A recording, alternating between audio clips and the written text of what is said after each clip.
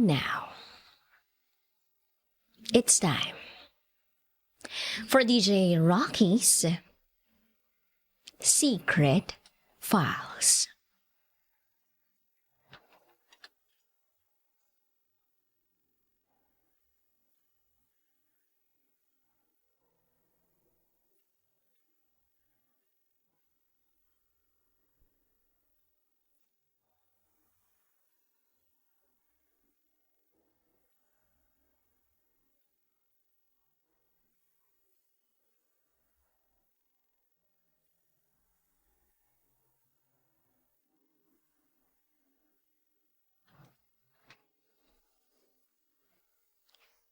Friends lang daw sila nung girl. Sabi ng boyfriend ko. Kaya, wag daw akong mag-alala.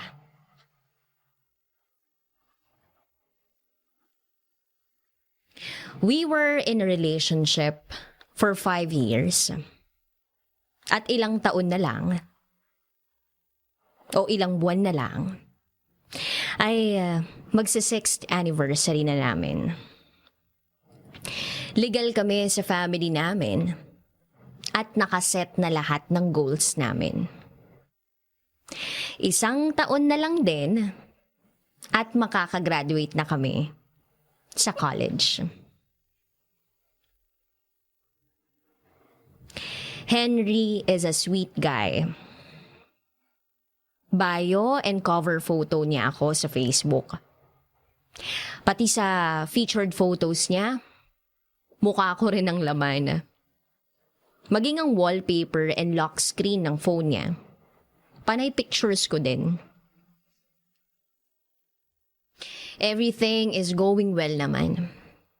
Hindi rin kami madalas mag-away. Not until... Sino to? Agad na tanong ko sa kanya nang makita ang message ng isang hindi pamilyar na babae sa kanyang messenger account. Lumapit siya sa akin at saka sinabing, si Rian lang yan, mahal. Best friend ko nung elementary. Sagot ko. He gave me a look of assurance. At ang sabi niya, "Don't worry, Nessa. Ikaw lang ang mahal ko."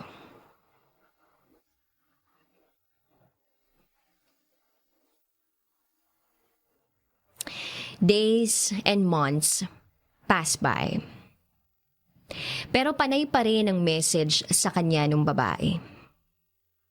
Hindi naman ako masyadong nagwo-worry kasi may tiwala ako sa kanya. Kaso, mahal, may pupuntahan lang ako Pagpapaalam niya sa akin kahit na 10 oras na ng gabi. Nagtataka ako. Tanong ko sa kanya, bakit? Saan ka pupunta? Kila Rian, mahal. May problema kasi yung tao. Kailangan niya raw ng magko-comfort sa kanya. Pagpapaliwanag niya. Sagot ko sa kanya, paano kung ayaw ko?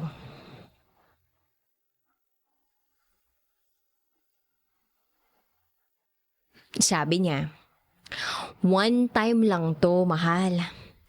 I'm just gonna talk to her. Tapos i-comfort ko siya, tapos uuwi na ako agad. Kahit na ang pangit tingnan at ang pangit pakinggan, ay pumayag pa rin ako.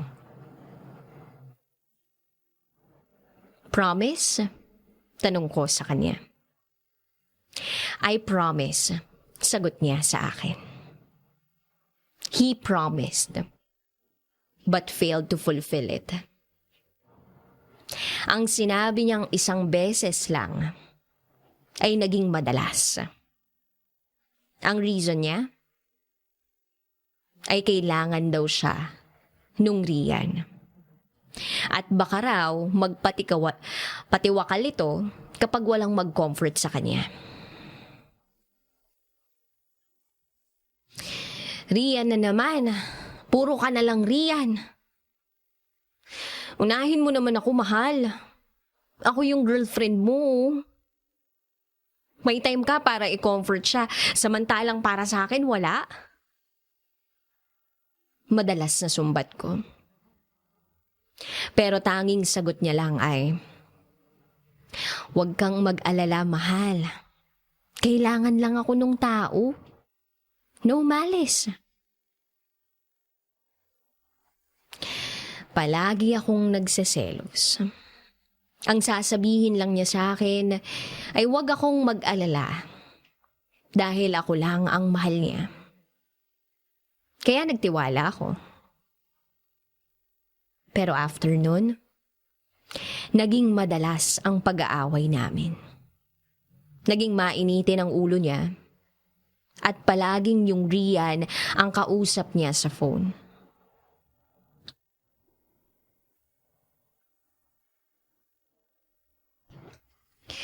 Bakit nawala ang pangalan ko sa bio mo?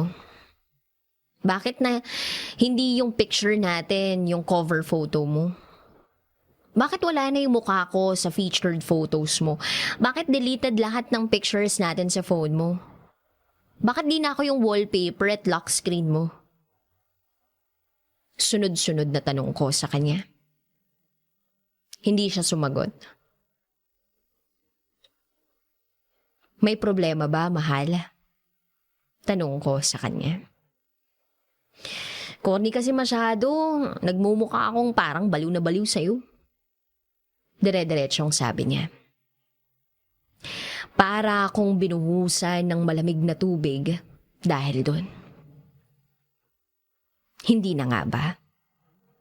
Sunod na tanong ko sa kanya. Oo. Ano ba? Gusto mo pati mukha mo i-print ko sa t-shirt ko? Naiiritang sagot niya. Tsaka padabog na umalis ng kwarto. Nanlamig siya. Parang wala lang ako sa kanya. And I'm pretty sure na aware yung Rian about sa relationship namin. Dumating ang araw ng 6th anniversary namin. Sabi niya, lalabas daw kami. So I waited and waited and waited until midnight. Nagbaka sakali ako na baka may surprise na naman siya. Ang kaso, walang Henry na dumating. Ni anino, nor isang bouquet ng flowers, wala. Kinabukasan, nakatanggap na lang ako ng isang mensaheng nagsasabing, break na tayo.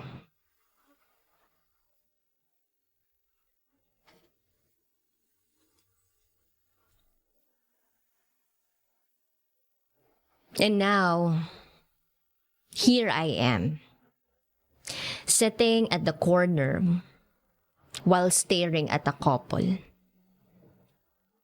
They look so happy. Nagtatawanan sila.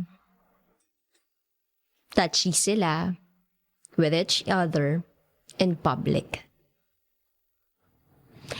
Parang magkarelasyon ng mga teenagers na nag-e-enjoy sa kanilang oras kasamang isa't isa.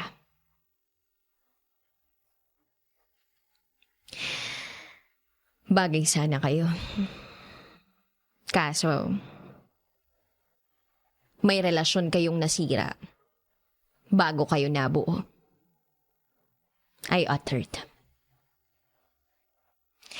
Yung nakikita kong couple na yon, the guy was Henry. At yung babae, Si Rian. The girl whom he told me not to worry about is now his soon-to-be bride.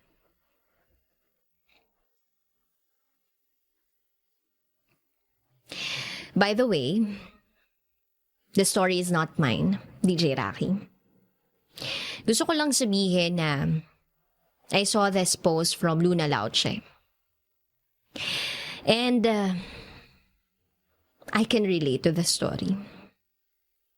I'm still feeling the pain up until this day. Dahil parehas kami ng naging sitwasyon ni Nessa. Almost 6 years na rin dapat yung relationship ko. But then umepal yung friend niya. Na sinabi niya sa akin na hindi ko dapat alalahanin. Dahil wala siyang pagtingin sa kaibigan niya. Sabi niya sa akin, wag daw akong mag-alala dahil kaibigan niya lang yung babae. Pero dahil sa pagkakaibigan nilang yun, umusbong ang pag-iibigan nila. Wala akong magagawa but to accept the fact na wala na. Parehas ni Nessa, ikakasal na rin sila. Siguro ipinagtagpo lang talaga kami. Pero hindi itinadhana. Siguro nga, totoo ang sabi nila. Talo ng malandi ang maganda. Mabait, magalang, at matino. I'm still in the process of moving on. At sana, matagpuan ko na rin yung the one ko. Ako si Jasmine, at ito ang aking secret vow.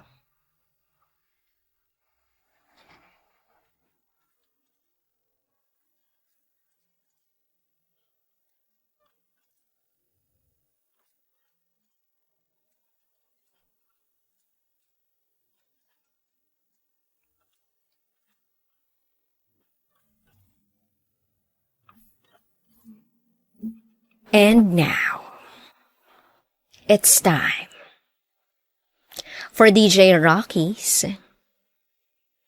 Secret Files. Ginagalaw ako ng mga asawa ng mga tita ko. Itago niyo ako sa pangalang Poleng. At ito ang aking secret file. Sa loob na 25 years na nabubuhay ako sa mundong to, puro sakit at hirap ang napagdaanan ko. Nung nasa sinapupunan pa lang ako ng nanay ko, gusto na niya akong ipalaglag. Pinigilan lang siya ng kapatid niya. Ibigay na lang daw ako sa kanila kasi hindi sila magkaanak ng asawa niya. So ayun, hindi natuloy ang pagpapalaglag ng nanay ko. Yun yung kwento sa akin ng kuya ko.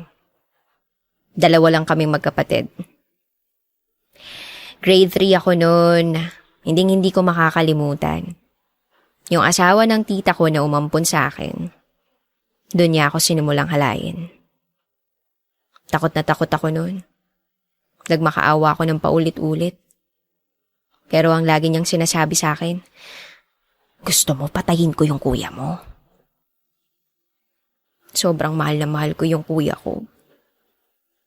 Kahit hindi kami magkasama, hindi nawawalan ng time yung kuya ko na ipadama sa akin na mahal niya ako. Kami lang ng kuya ko yung naging magkakampi. Hanggang sa naging grade 6 ako. Umuwi yung totoong nanay ko galing ibang bansa. Habang naglalakad kami, may nakasalubong kaming kaibigan niya. Ang tanong agad sa kanya ay, "Anak mo yan?" At ang dumurog ng puso ko ay ang sagot ng sarili kong nanay. "Hindi, Pamangkin ko yan. Simula nung araw na yon, nagbago lahat ng pakikitungo ko sa nanay ko. Pinaampun niya nga ako eh. Bakit? Ano bang kasalanan ko? Wala naman, diba? Pero hinayaan ko na lang. Palaging tanong sa kuya ko pag magkasama kami. Kapatid mo? Sagot niya oo. Kahit magkaiba kami ng apelyido.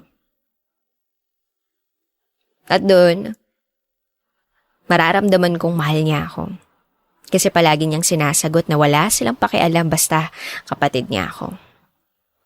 Mahabang kwento kung bakit magkaiba kami ng apelyido.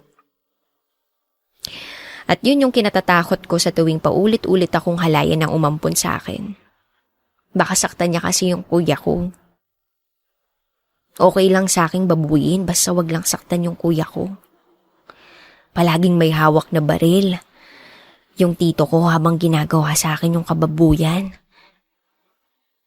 Paulit-ulit. Sige, sumigaw ka. Papatayin ko yung kuya mo. Kaya, ayun. Sa ibang bagay ko nalang ine-express yung sarili ko. Hindi ko pinabayaan yung pag-aaral ko. Sa katunayan, lagi akong nasa top 1. Simula elementary. Pero, ayun. Yung mga tumayong nanay at tatay sa akin, hindi yung mismong umampon, kundi yung mga bakla. Yung mga bakla na nakakasama ko lang. Sila yung naging inspirasyon ko sa lahat ng bagay. Bakit kamo? Every time na may meeting sa school, wala akong parents na pupunta kasi yung umampon sa akin, principal sa elementary. So, papasok ako sa school, nakaalis na sila. Uwi ako galing school, tulog na sila. Ganyan yung takbo ng buong buhay ko. So, ayun, nakasanayan ko na lang. Ako, pasali-sali ng pageant sa school. Tapos, nandun yung mga bakla kong tropa. Nagsa-champion ako, kahit sa dance contest.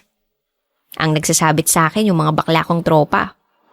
May award ako sa school medal, meetings, at kung ano-ano pang parent dapat ang a-attend. Mga parents ng kaklase ko ang uma-attend sa akin. Hanggang sa nag-high school ako. Paulit-ulit na lang. Pero to be honest, hindi naman sa pagmamayabang . Sa ganda kong to, ni minsan di ako nagka-boyfriend. Kasi babae rin yung gusto ko. Tanda ko pa noon pagdadaan si Laika sa harap ko. Nagtatago ako bigla. Tinatawanan nga ako ng mga kaibigan ko kasi kapag nakikita kong palapit si Laika, tatakbo ako tas magtatago. Paano ba naman kasi? Crush siya ng buong bayan. I mean, campus crush ba? Maganda, sexy, matalino, lahat na nasa kanya. Pero ang pinaka nagustuhan ko ay yung ngiti niya. Yung tuwing ngingiti siya, matutunaw na ako. Ang nakakatawa lang dumating sa point na nagiging magkalaban kami sa pagiging muse at sa mga pageant. Pati na rin sa mga sayaw sa school. Hindi nyo naman ako masisisi kung bakit wala akong tiwala sa mga lalaki at kung bakit hindi ako nagkakagusto sa mga lalaki. Dahil na nga sa mga pinagdaanan ko. Para bang ayokong nahahawakan ako ng mga lalaki. Ayoko silang nakikita. Except syempre sa mga taong mahal ko sa buhay na lalaki. Katulad na lang ng kuya ko. Tsaka yung mga bakla kong tropa. Hindi nila nahahalata na may problema ako. Hanggang sa naging 4th year high school ako. Akala ko yung huling pangahalay sa akin ay natapos na nung 1st year high school ako pero nagkamali ako. Gagraduate na ako nun. Top 1 ako, 2 months na lang graduation na. Pero nung gabi, ako at si Papa, yung tito kong umampon sa akin, Yung naiwan sa bahay kasi may seminar si mami, yung tita ko na umampon sa ibang lugar. Pumasok siya sa kwarto ko, may dalang baril. Unti-unti siyang lumapit sa akin. Binaba niya yung shorts ko, tapos tinanggal niya yung bra ko. At sabi niya, subukan mong sumigaw, papatayin kita.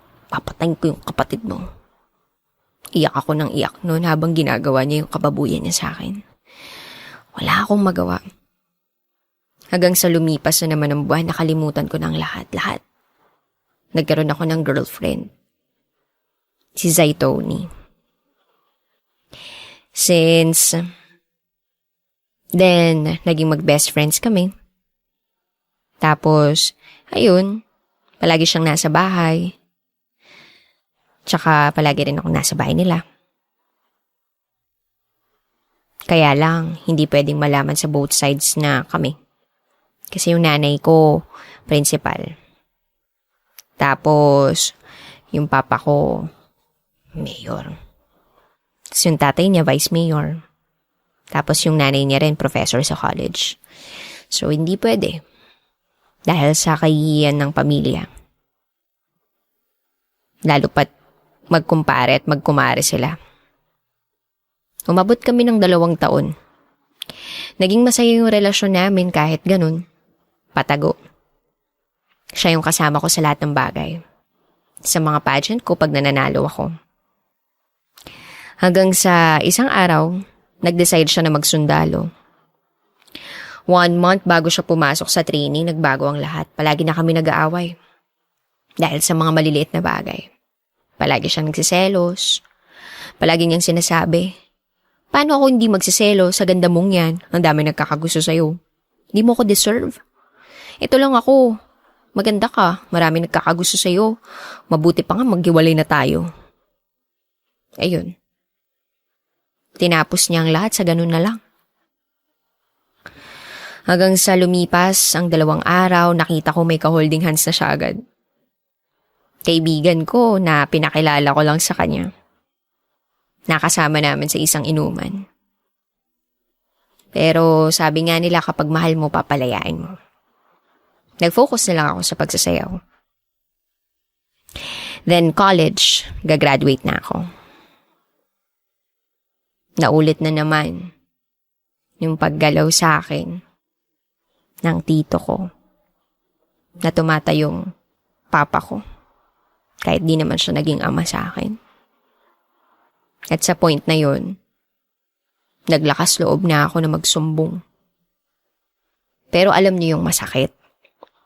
Imbis na paniwalaan kanila, tinawag kanilang sinungaling. Nag-iimbento na nasisiraan ng ulo. Hindi raw yun magagawa ng papa ko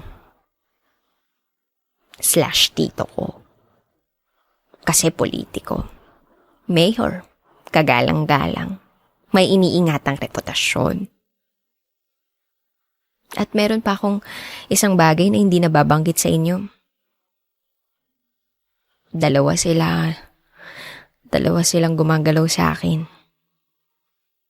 Yung isa, asawa ng kapatid rin ni mama.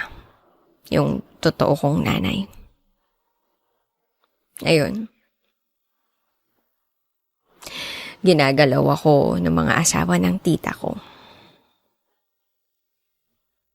Parehas lang sila ng pananakot sa akin. Papatayin nila yung kuya ko. Nung nagsumbong nga ako, alam niyo yung pinakamasakit? Pati kapatid ko nagalit sa akin. Kukuha raw sila ng magaling na psychologist. Kasi nababaliw na raw ako kung ano-anong imbentong sinasabi ko.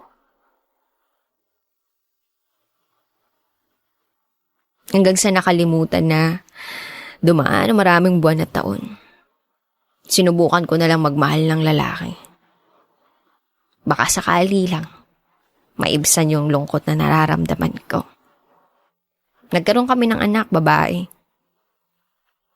Isa lang pero 2 buwan pa lang yung tagal ng relasyon namin na magkasama kami sa isang bubong. binubugbog niya na ako. Nakaranas kami ng baby ko na 1 linggong walang kain. Kaya nagpasya ako na umuwi na lang sa amin. Iniwan ko siya. Siyempre, sermon dito, sermon doon. Kasi hindi raw ako nag-iisip ng Hindi raw ako nag-iisip. Padalos-dalos daw ako. Siyempre, hindi nila ako nagsasalita. At dito na lang pumasok sa buhay ko si Max. Tomboy siya. Minahal ko siya, tsaka minahal siya nung anak ko. Naging kami. And this time, pinaalam ko sa parents ko yung totoong pagkatao ko. As expected, nagalit sila. Kahihiyan daw ako sa pamilya namin. Ano na lang daw yung sasabihin sa buong bayan namin. Na ang anak ni Mayor, kaya ganda-ganda, tomboy pala. Pinaliwanag ko naman sa kanila na magkaiba yung tomboy sa bisexual. Kasi ang bisexual, bihis babae, buhok babae, galaw babae, pero nagkakagusto sa babae, tsaka lalaki. Alam naman natin na ang mundong ginagalawan natin ay sarado pa. Sarado pa ang isip. Pero pinaglaban ko yung pagmamahal ko kay Max. At dahil doon, tinakwil ako ng pamilya ko. Alam niyo yung masakit? Pinalabas nila na patay na ako. Lahat ng gamit ko sa bahay namin, diploma, picture, certificate, sinunog nila. Halos lahat ng bakas ko wala na. Di ba parang teleserye lang? Kala ko nga sa television lang nangyayari to eh. Di pala sa totoong buhay. Nagbanta yung kapatid ko sa buhay ni Max. Papasalvage na raw si Max pag nakita niya. Kaya daw nilang magbayad ng tao. Para lang sa gusto nilang gawin. Hindi ko man lang daw inisip yung mga ipapamana sa aking lupain o ari-arian. Lahat-lahat.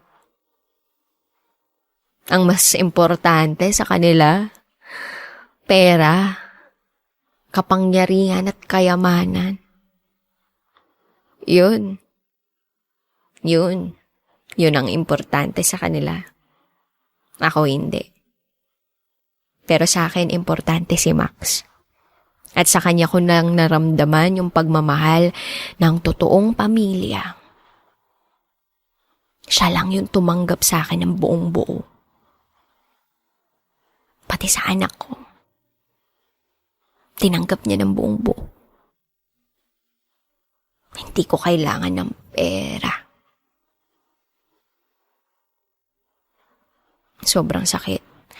Sa parte ko kasi sinakripisyo ko yung pagkababae ko, yung buong pagkatao ko para sa kapatid ko. Pero ganun yung ginawa nilang lahat sa akin. Mas importante yung reputasyon nila.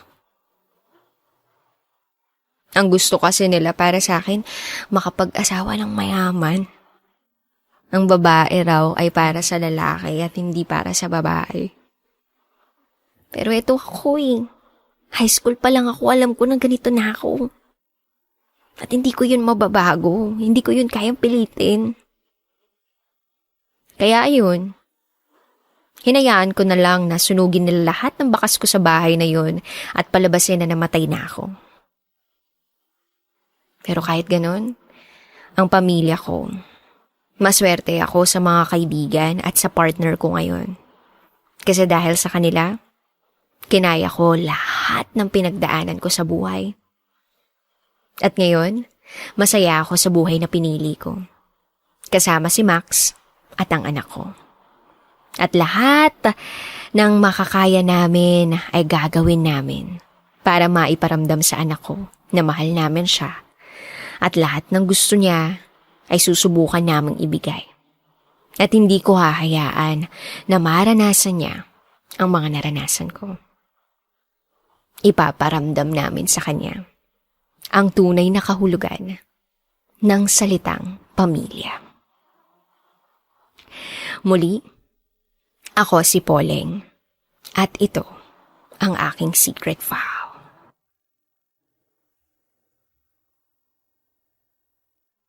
always your number one. SM radio station. Love Radio. Kabisyo, nakarelate ka ba sa secret file na binasa ko? Kung nakarelate ka, mag-subscribe ka na dito sa aming YouTube channel at pindutin mo na rin ang notification bell para updated ka sa mga susunod na episodes ng DJ Rocky Secret File.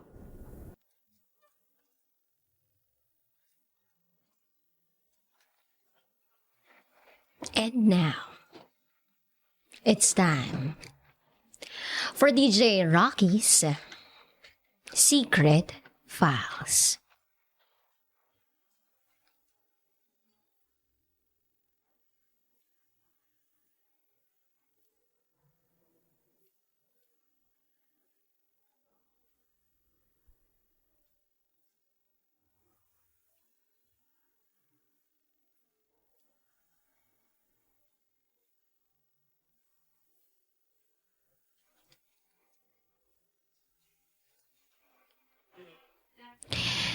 Tulog ako habang nakikipag-sex siya sa baba ng kwarto namin.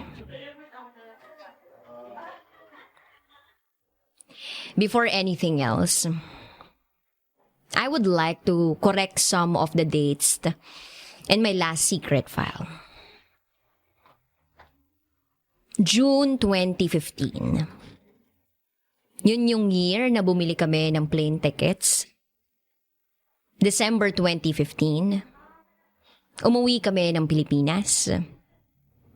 January 2016, that was our breakup.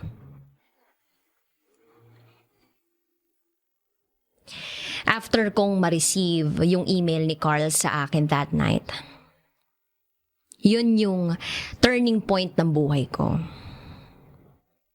Yun rin ang gabi na I accepted wholeheartedly na hindi talaga kami para sa isa't isa. No, I did not give him another chance. Although tao lang din siya, at katulad ng nakararami, nagkakamali din. Alam ko sa sarili ko na cheating is one of the few things that I will never ever tolerate in my life.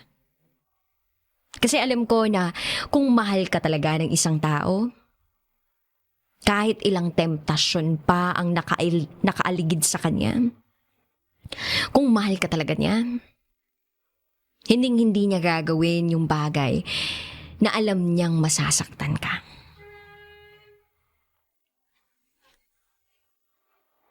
After he sent me that email, binlock ko siya sa lahat ng social media accounts ko. Sa contacts ko. Kasi ayokong magkaroon ng connection pa sa kanya. Pero hindi natapos doon ang lahat. Carl found another way para lang makausap ako. Gumawa siya ng bagong account sa Facebook, Instagram, at bumili din siya ng bagong SIM card para matawagan ako. Patuloy pa rin yung paghingi niya ng sorry at panay yung sabi niya sa akin na sobrang nagsisisi siya sa lahat ng ginawa niya. At hindi niya na uulitin sa akin yung ginawa niya kung bibigyan ko pa siya ng pagkakataon. Pero it's too late. It's too late. Halos nawala lahat ng respeto ko sa kanya. Pagkatapos niya akong lokohin, pagkatapos niyang aminin sa akin ang lahat, mas naging madali sa akin na makamove on. Alam ni Tina na hindi ako tinitigilan ni Carl. Kasi she messaged me in March 27. Almost a year later after ng breakup namin. Sabi ni Tina sa akin na kahit anong mangyari, wag na wag kong babalikan si Carl. Kasi niloloko niya pa rin ako. Kasi daw, around that time, nag-uusap pa rin silang dalawa. At tinakot daw siya ni Carl na kapag sinabi daw niya sa akin na nag-uusap pa rin silang dalawa, kokontakin daw ni Carl yung asawa niya at buong pamilya niya. Pati sa mga anak niya, sasabihin sa kanila lahat-lahat ng kalokohan niya.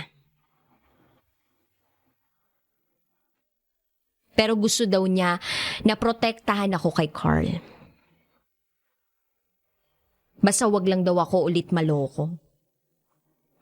Kaya sinabi sa akin ni Tina yun. So nag-reply ako sa kanya. Sabi ko, wala akong pakialam sa kung ano man ang gawin nilang dalawa sa buhay nila. And what? She wanted to protect me? She would be the last person to protect me. 1 taon na ang nakalipas since naghiwalay kami. At naka-move on na ako sa buhay ko. Pero ang nakakainis dito, ayaw pa rin nila akong tigilan.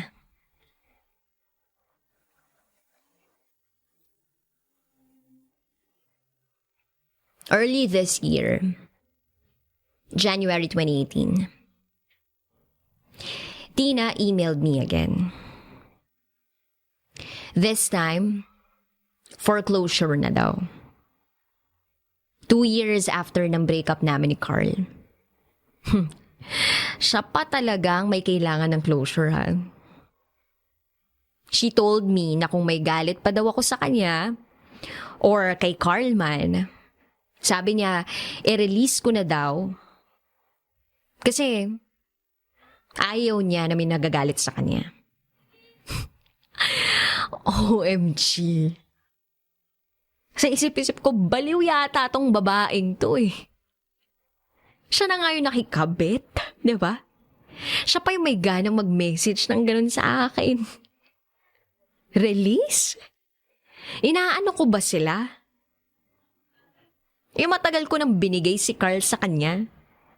Tapos hanggang ngayon, ayaw pa rin niya akong tantanan. At hindi lang yun yung pasabog ni Tina. She attached a picture of both of them sa email niya.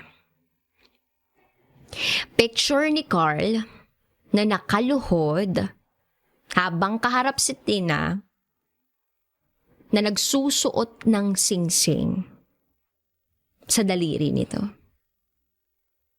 Yes, they are engaged. At siya nga pala, nakalimutan ko idagdag dun sa secret file ko na before kami umuwi ng Pilipinas, Carl and his mom took me to a jewelry store. Para saan? Para magsukat ng singsing. Sabi ng mom ni Carl sa akin, after ng breakup namin, na he was going to propose to me pagbalik namin dito sa US. Yung singsing na nilagay ni Carl sa daliri ni Tina, that was the ring for me. Kaloka, di ba? So after kong nabasa yung announcement ni Tina sa email niya, hindi na ako nag-reply. What I did was, I messaged Carl and I told him for the very last time na kung hindi pa nila ako titigilan, ikakalat ko yung mga picture nila sa hotel na kinuha nila nung gabing binaboy nila ako. Yes, I have their pictures from that night.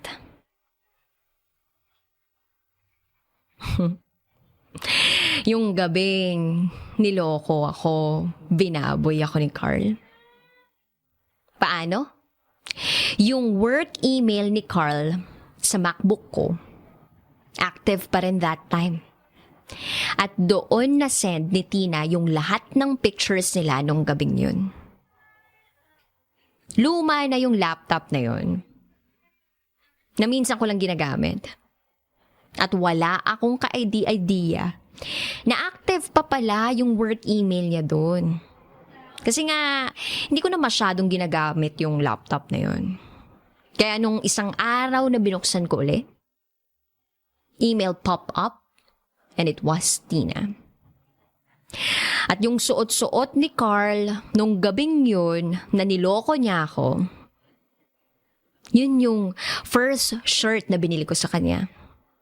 Kapal na mukha, no? Parang gusto kong masok sa mga nakita kong mga litrato. Nandidiri ako. At alam nyo ba kung ano ang sagot ni Carl sa message ko? Eto. He said, "I've been trying to get rid of this bitch. She is crazy. She won't stop messaging all my female friends on Facebook. We are not engaged. She is crazy." Masasabi ko ba na karma to? I think yes. At balita ko, na-discharge daw si Carl this year sa army. At bumalik uli siya sa Pennsylvania. 6 years yung contract niya. Pero after 2 years, he was medically discharged. Marami siyang injuries at kailangan daw ng surgeries. He sent me another email this year to update me about his life. Pero hindi na ako nagre-reply. Sabi niya sa akin, babalik daw siya sa work niya dito sa New York, sa kung saan siya before nag-work. So yes, nandito uli siya, pero di ko pa rin siya nakikita. And if ever na makikita ko uli siya, I am very much confident that I can face him again kasi napatawad ko na siya. Hanggang ngayon nagme-message pa rin siya pero hindi na ako nagre-reply sa kanya. Basta ako, I wish him the best in life and I pray na mahanap niya na talaga yung tunay niyang kaligayahan. I still care for him, pero I could only care for him from afar. I'm thankful for our 6-year relationship. Tsaka, I'm thankful for the lessons it taught me. Because now, I'm very much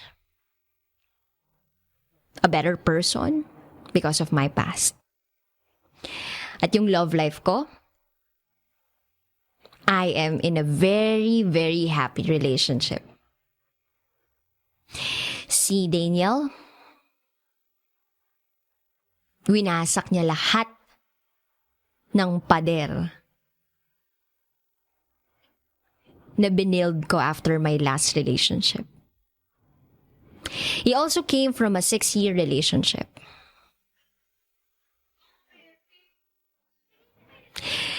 At in fairness, meron pa kaming similarity. Kakabreak lang din daw nila ng ex niya. Tapos, sa sasakyan din daw sila nag-break. Kami din ni Carl. Can you imagine? Same night actually. Parehas kami ng pinagdaraanan. Ayokong isipin na destiny made this happen kasi baka talagang nagkataon lang. Tapos si Daniel, nalaman niya after 3 months nung breakup nila, yung ex niya engaged na. Actually, hindi naging madali yung relationship namin. Sobrang hirap. Kasi yung mga insecurity ko, mas umapaw dahil sa past experiences ko. But he was patient. He reassured me that everything will be okay. Never niya akong binigyan ng reason to doubt his faithfulness to me. We have been together for almost 2 years now. At sa loob ng 2 years, I learned so much about myself. Si Daniel, Tinuruan niya ako na harapin yung takot ko. He taught me to trust again. I also told him lahat ng emails na sinend sa akin ni Tina and Carl. Kasi ayoko na may tinatago sa kanya. Ganun din siya sa akin. We trust each other. At napag-uusapan na namin yung future namin together. And I feel like I have never been so sure in my life. I gained my confidence back. Alam ko na parehas kami ni Daniel. Tanggap namin ang isa't isa. Siya tanggap niya ako. Mahal niya ako despite all my insecurities and imperfections. And he chooses to embrace every single one of them. And I am the same for him. Siguro sa susunod, I will send another secret file sa amin ni Daniel. Yung tungkol sa amin. How we met, how he helped me during those times that my past hurts haunted me. Yung mga struggles namin. Kasi dumating siya sa buhay ko nang hindi ko inaasahan. I wasn't looking for love. But then, he came without notice. Sabi nga nila, don't find love. Let love find you. Kaya if I were to say something about everything, as cliche as it may sound, but it's true. God has a reason for everything. And I truly believe with all of my heart that God allowed this to happen in my life to prepare me for the future He has prepared for me. Yung akala mo lang yan na mamamatay ka. But it really gets better. Just be patient with yourself and trust that God has greater plans for you. It may not feel like it, but He will always take care for you. God is really good. I hope na-inspire ko kayo.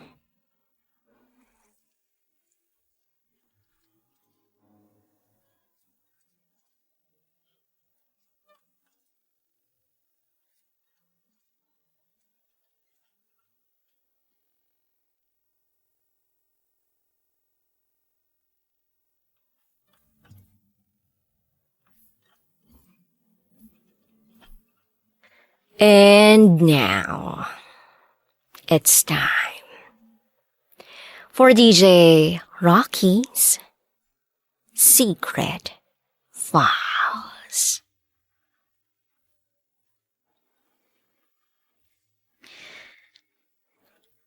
Hanggang kailan ko ba kayang magpaubaya? Pag-ibig o utang na loob? Alin ang mas matimbang? Hello, DJ Rocky. Itago mo ko sa pangalang Kuya Jay. Matangkad, moreno, pero hindi kagwapuhan. Ako yung tipo ng lalaki na tinatawag na tall, dark, and handsome in the dark. Pero yun nga, hindi ako yung tipo ng lalaki na pinag-aagawa ng mga babae. Ako yung tipo ng lalaki na parang invisible lang. Hindi napapansin. Pero mabuti naman akong tao. Mapagkumbaba at mapagbigay. Pero nasobrahan ata ako sa pagiging mapagbigay. Na kahit ang mga bagay na kailangan ko, kaya kong i-let go para lang sa iba.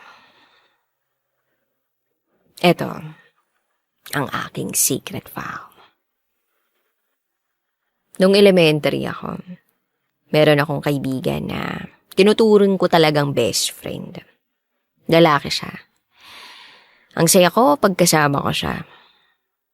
Sabi namin, best friends forever. Lagi niya ako nililibre. Share kami sa baon niyang ulam. Mayaman kasi siya. Nag-iisang anak siya.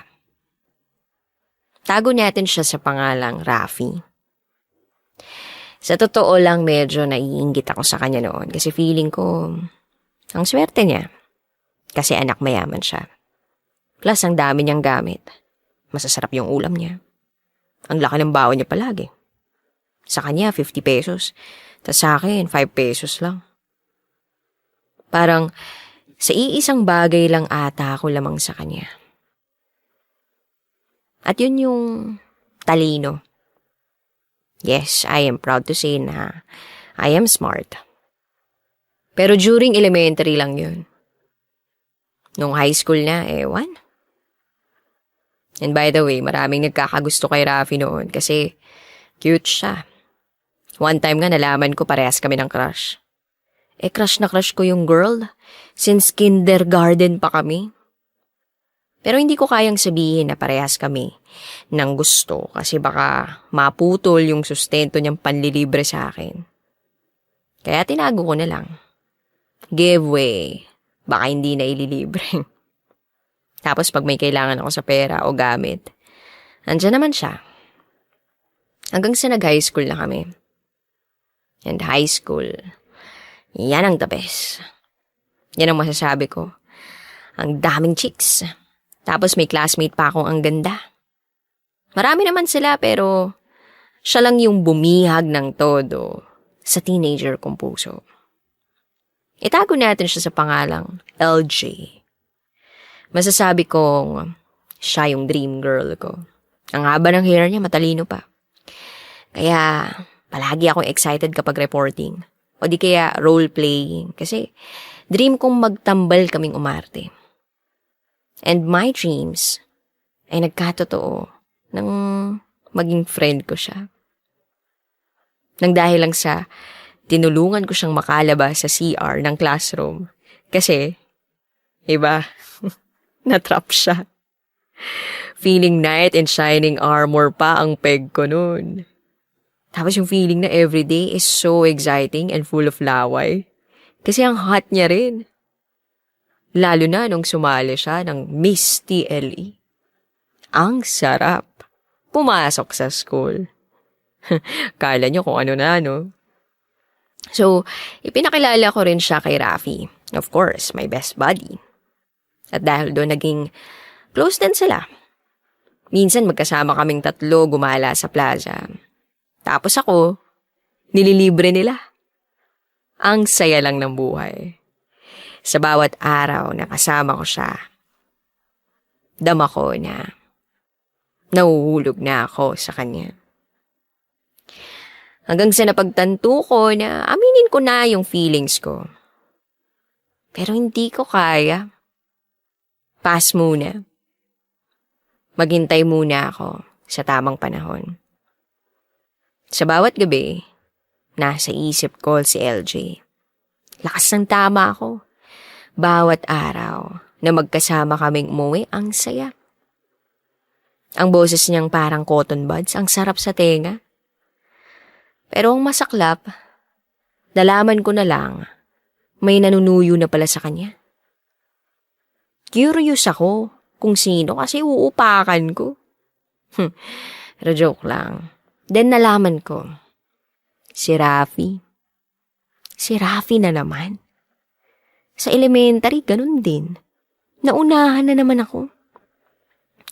Di man lang ako nakapag-share ng feelings ko. Ayun. Sinagot naman ni LJ. Ano ba namang panlaban ko? Kaya ayun. Giveaway na naman si Manoy. Pero close pa rin kami ni LJ. Parang walang nagbago. Gaya pa rin ng dati. Kahit may boyfriend na siya. Sa totoo lang, naging mas close pa kami.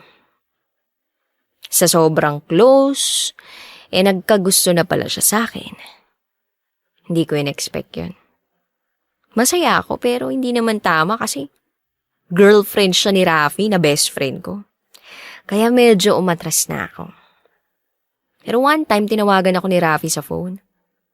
At sinabing nakipaghiwalay daw si LJ sa kanya. Ako raw ang rason. Nag-explain ako pero galit na galit siya. Nagbitaw na siya ng mga salitang hindi ko akalaing maririnig ko sa kanya. Kagaya ng, "Pinalamon kita noon. Ang laki ng nailibre ko sa'yo tas aagawin mo girlfriend ko, kapal mo. Mahirap ka lang naman." At that time, hindi ko alam kung anong gagawin ko. Tapos akala ko, sa phone niya lang sasabihin yun. Pinahiya niya pa ako sa classroom. Sinabi niya ang kapal ng mukha ko. Hindi naman daw ako gwapo. Ang baba ng self-esteem ko that time. So I decided na mag-transfer sa ibang school. Hiyang-hiya talaga ako eh. Umasa ako sa best friends forever. Langhiya, nang dahil lang sa isang babae at hindi pagkakaunawaan biglang nawala. Ang sakit nun, promise. At bakit kasi wala akong lakas na ipanlaban yung sarili ko? Ba't kasi may utang na loob? 5 years later, college na ako. Taking Bachelor of Secondary Education. Medyo nalilimutan ko na yung pangyayaring yun. Wala na rin akong naririnig tungkol kay Rafi at LJ. Nag-focus na lang ako sa pag-aaral ko. And share ko lang nagka-girlfriend na rin ako. Sa wakas. Pero hindi nagtagal kasi nahulog siya sa iba. Gusto ko sanang ipaglaban yun kasi honestly, minahal ko talaga yun. Pero nung nalaman ko yung rason, natulala na naman ako. Kasi nalaman ko ang rason, si Rafi na naman. Hindi ko alam kung sinasadya ba na to o ano. Ang saya, diba? Hanggang saan ba ako susundan ng taong to? Mag-giveaway na naman ba ako? Natatakot na ako kasi baka maulit na naman yung dati. Hanggang dito na lang. Muli, ako si Kuya J. At ito, ang aking secret file. Always your number one. SM Radio Station. Love Radio. Kabisyo, nakarelate ka ba sa secret file na binasa ko? Kung nakarelate ka, mag-subscribe ka na dito sa aming YouTube channel at pindutin mo na rin ang notification bell para updated ka sa mga susunod na episodes ng DJ Rocky Secret File.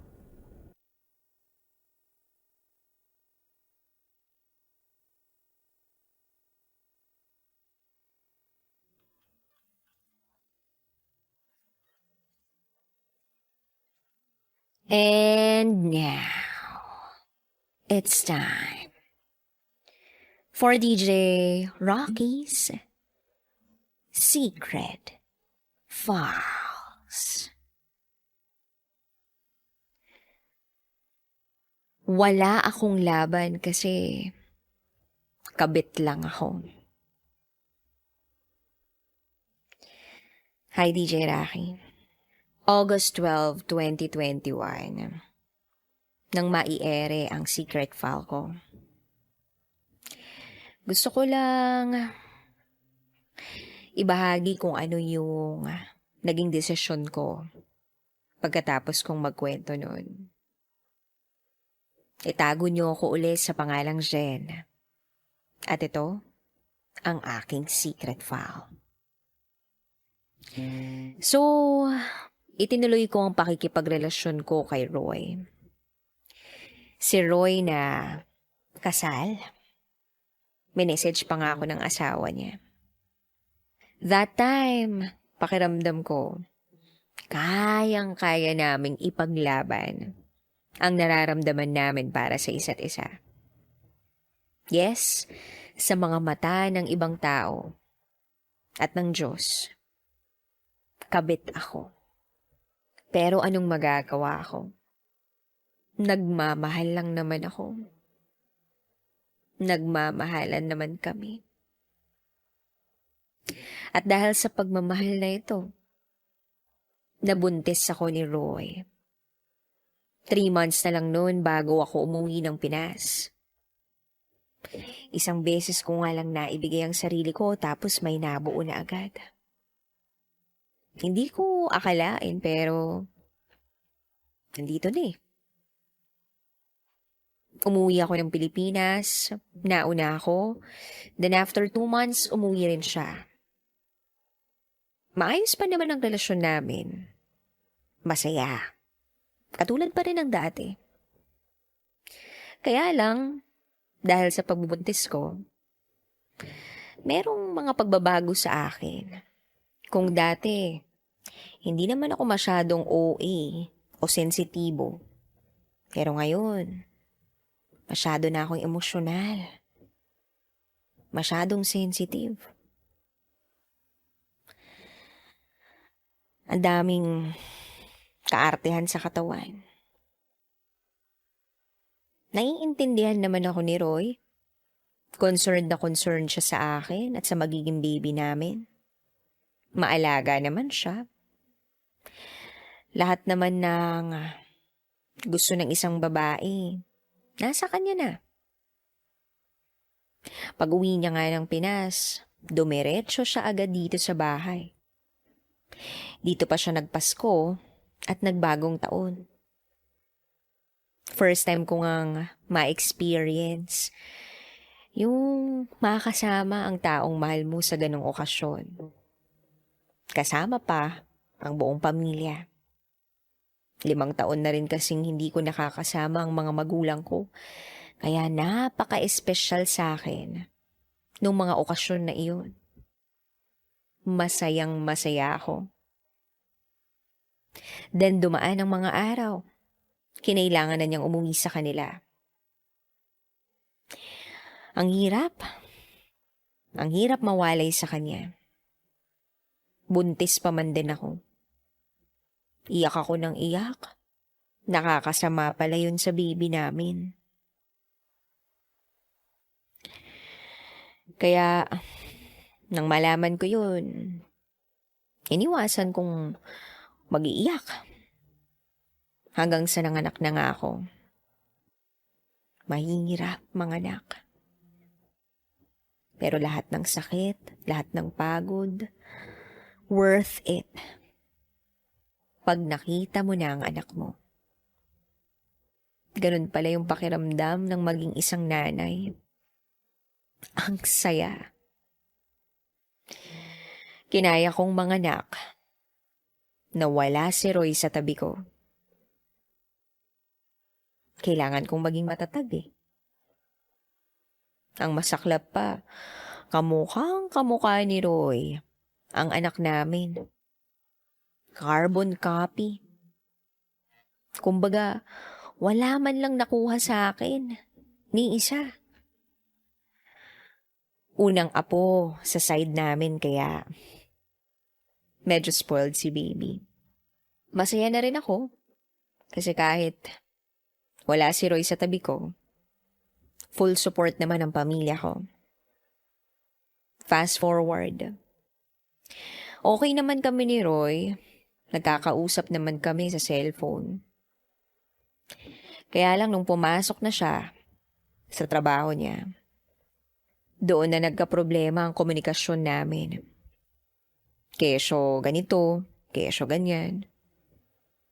Ang daming nagme-message sa kanya na babae. Maraming lumalandi sa kanya. Sino ba namang hindi magagalit o magsiselos dun? Natural, mahal mo kaya magsiselos ka talaga. Naiintindihan ko naman yung trabaho niya. May tiwala naman ako sa kanya. Pero yung mga babaeng umaaligid sa kanya, wala. Hanggang sa isang araw, may in-entertain siyang isang babae. Na-access ko ang cellphone niya. Aba, dinilit niya yung convo nila. Kasi magkikita sila. Napakagaling. Kung hindi ko pa nakita yung convo nila, baka ayun, natuluyan ng makipagtsuktsakan. Lalaki nga naman, sa una lang magaling. Minsan napapatanong na lang ako eh. Ano pa ba yung kulang?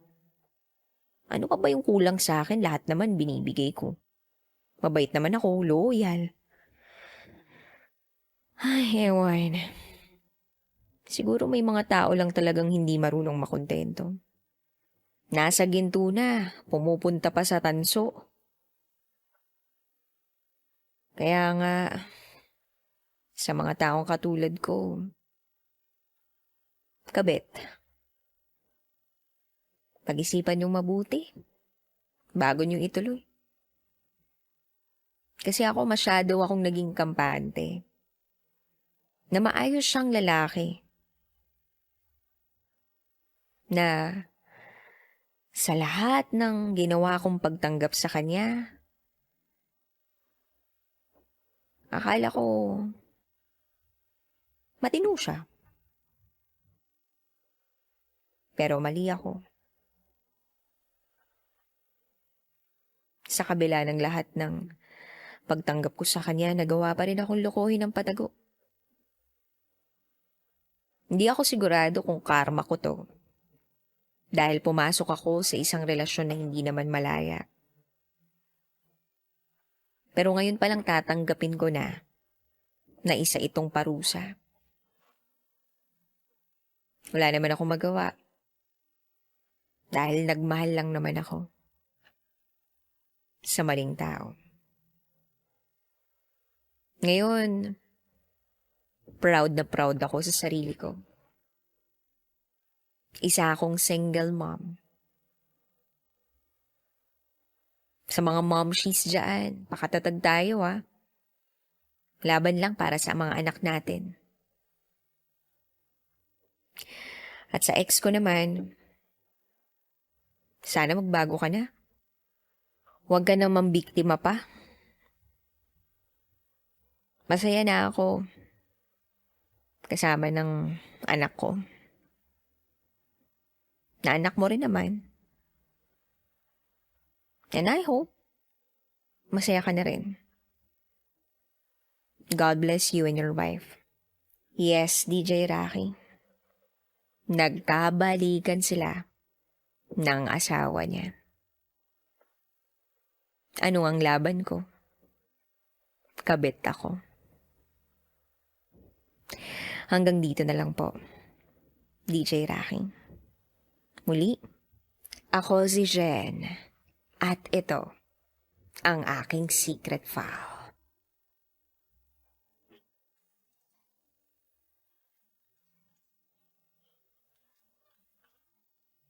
Hep! Bago tayo mag-secret file, ay ilike mo muna ang video na to at mag-subscribe na sa aming YouTube channel. Don't forget to click the notification bell para hindi ka nahuhuli sa latest episode ng DJ Rocky's Secret Files.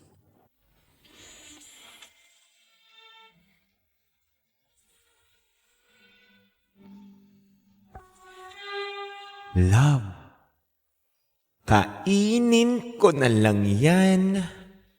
Please.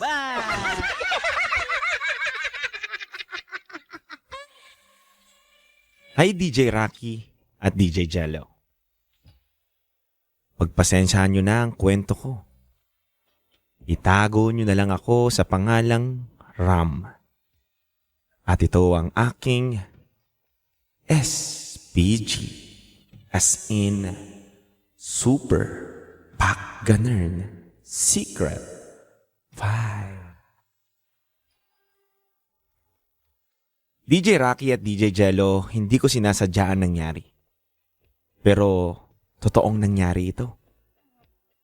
Nakita kasi ng dalawang mata ko. Napakalaki, napakabango, at mukhang napakasarap. Nakabukas at nakapatong doon sa ibabaw ng lamesa. Walang ibang nakakakita, walang ibang may gusto. Kundi ako lang, DJ Rocky at DJ Jello. Matagal ko na rin naman siyang hindi natitikman. Mga mag-iisang taon na rin. Kaya nung makita ko siya, sobra akong na-excite. Sabi ko sa sarili ko, nako, chance ko nang matikman ka. Bakit ngayon ka lang? Bakit parang ayaw mo sa akin? Hindi mo ba alam na matagal na kitang gusto? Yan ang mga tanong ko sa utak, DJ Rocky at DJ Jello.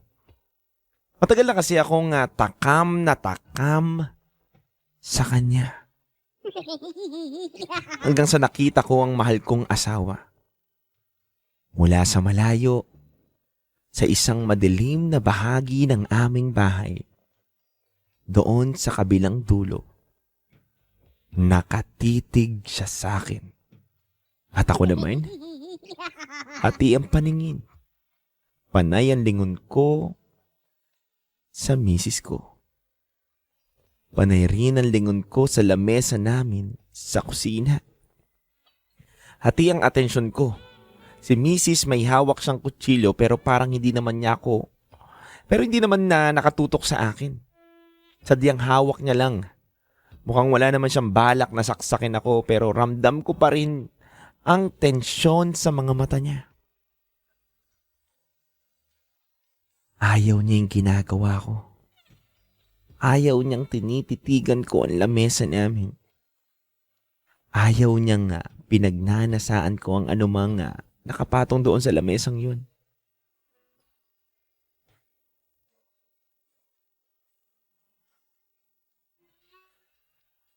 Alam niyang mali ang ginagawa ko. Alam ko ring mali ang ginagawa ko. Alam niyang bawal yun sa akin kahit na tumikim lang. Hindi rin kasi pwede pero alam niya din naman na matagal na akong sabik doon. Alam niyang halos 1 taon na akong hindi na makapagpigil pero no choice eh. Talagang kailangan ko mangulila. Kailangan kong tiisin. At alam ni Mrs. ang kasaysayan ko. Kaya habang nakatayo siya sa kabilang banda ng aming bahay, binasag niyang katahimikan sa isang katanungan. Sambit ang gamit ang kanyang mahina pero malumanay at kalmadong boses. Ram, ano yung ginagawa mo?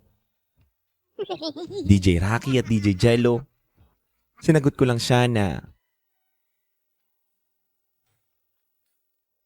love, nakita ko kasi yan andito lang sa kusina. Mabilis niya akong sinagot. Gamit pa rin ang malumanay niyang boses at sabi niya, sa'yo ba yan? Hindi diba? Alam mong bawal yan sa'yo. Huwag kang magkakamali, Ram. Napalunok ako ng laway at ramdam ko ang matinding kaba sa tiyan ko. Hindi ko na kasi mapigilan ang takam na nararamdaman ko. Kaya sumubok ako ulit. Natanungin siya. Yung oras na yun, nagpapakasakali akong pumayag na. At tinanong ko na nga siya, love, baka pwedeng patikim. Kahit isa lang. Sige na, love. Please lang. Gusto ko lang talagang tikman. Biglang nagsalita ang misis ko pero tumaas ang volume ng boses niya at medyo natakot ako lalo nung sabihin niyang, Ram, akin na nga lang yan chicharong bulaklak na yan. Huwag mo nga kunin yan. Huwag mo nga kainin yan eh. Alam mo naman bawal sa yan, di ba? Tandaan mo, nagsabi ang doktor mo na bawal ka sa mga ganyan dahil yung kolesterol mo, lolobo na naman. Kapag tumaas na naman ang kolesterol mo, aatakihin ka na naman ng sakit mo. Tapos ano? Mau-hospital ka na naman? Magbabayad na naman tayo ng mahal sa ospital? Bibili na naman tayo ng mga gamot na napakamahal din? Tapos ano? Pag hindi ka gumaling sa sakit mo, mamamatay ka? Ram, mahal din ang gastusin sa pagpapalibing. Mahal din ang magpagawa ng kabaong at itso mo. Maraming gastusin sa lamay mo. Yung pagkain, yung simbahan, yung karo na maghahatid sa iyo sa huling hantungan mo. Mahal magkasakit at mahal magmamatay, Ram. Huwag kang kakain yan. Huwag kang titikim yan. DJ Rocky at DJ Jello, nagkatitigan na lang kaming dalawa. Walang imigan. Nakatingin na lang ako kay Mrs. at lumilingon sa lamesa namin. Nangihinayang sa pagkakataon na matitikman ko ang chicharong bulaklak na nakabuka lang. Nakabuka lang ang bibig ko habang tumititig. Muling nagsalita si Mrs. At tanong niya sa akin, gamit ang malumanay niyang boses, Ram, naiintindihan mo naman ako, di ba? Ang bawal ay bawal. Wala eh. DJ Rocky, DJ Jello, bawal talaga ako sa chicharong bulaklak. Wala akong ibang magagawa kaya wala na rin akong ibang naisip na gawin kundi lambingin si Mrs. para bumawi. Nakatitig pa rin siya sa akin, hawak ang kutsilo na hindi niya naman itinututok sa akin. Hawak lang talaga niya. Kaya sa unang pagkakataon, matapos ang kanyang mga sinabi kanina, tinanong ko siya gamit ang matinis at malumanay kong boses. Sabi ko, Love, baka pwede naman na kainin ko na lang yung bulaklak mo. At least, yan hindi nakakataas ng kolesterol, kundi nakaka-healthy ng katawan kapag kinain ko yung bulaklak mo ng dahan-dahan. Okay lang ba? Ikaw na lang kainin ko? Pwede bang mamaya kainin ko yung bulaklak mo? DJ Rocky at DJ Jello, pagkarinig niya yon, lumiwanag ang kislap sa mga mata niya. At bigla siyang naging masayahin at mabilis na umaksyon. At sinagot niya ako ng excited na may salitang, oo naman, love. Hindi bawal nito, no? Hindi bawal sa ito. Maliligo na ako. Wait lang, ha. See you in bed, love. I love you so much. Kaya nabunutan ako ng tinig dahil nakabawi ako roon. Pinagkanya ako at hinalikan bago kinuha ang nakasampay na tuwalya at sinabit sa mga balikat niya para pumunta sa banyo at maligo. Pero hindi siya nakalimot. Dahan-dahan siya lumabas ulit sa CR at binalik ang titig niya sa akin. Ang titig ng mga mata niyang pislap pero nanlilisik dahil sigurista siya. Naglakad siya dahan-dahan, kinuha niya ang chicharong bulaklak na nasa lamesa at dinala niya sa banyo. Bumelat sa akin at sabay sinara ang pinto ng CR at naglock. Bago siya maligo, lumapit ako sa pinto ng CR. Pinakinggan ko na lang siyang kumakain at nilalamon niya ang chicharong bulaklak na pinagnanasaan ko. Ang chicharong bulaklak na halos 1 taon ko nang hindi natitikman. Enjoy na enjoy tuloy si Mrs. na ubusin yun lahat. Naiingit ako kaya sabi ko na lang kay Mrs., Love, huwag mong kalimutang magsipilyo ah. Pagkatapos mong kainin yan, please lang para hindi ko maamoy. Sumagot naman siya ng, oo. Oo love, don't worry, magsisipilyo ko. DJ Rocky at DJ Jello, ang ending, okay lang. Okay lang talaga, promise. Hindi ko man nakain ang chicharong bulaklak niya.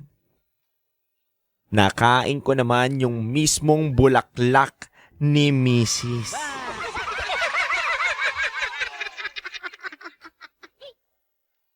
Kaya napaisip din ako, DJ Rocky at DJ Jello.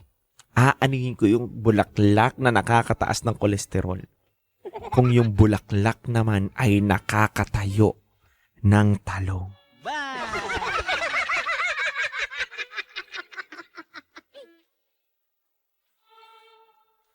Yun, nakakabuhay pa ng dugo at katawan ng mga ginawa namin kaya ang payo ko sa mga katulad ko may iniindang sakit. Huwag abusado. Kapag bawal, bawal para humaba lalo ang buhay. Malay nyo, hindi lang ang buhay ang humaba. Baka pati si Junjun. Baka pati si Junjun humaba rin kapag tamang bulaklak ang kinakain ninyo. Hanggang dito na lang po, DJ Rocky at DJ Jello. Maraming salamat sa pagbabasa. Muli, ako si Ram at ito ang aking SPG. As in, Super Backgammon Secret File.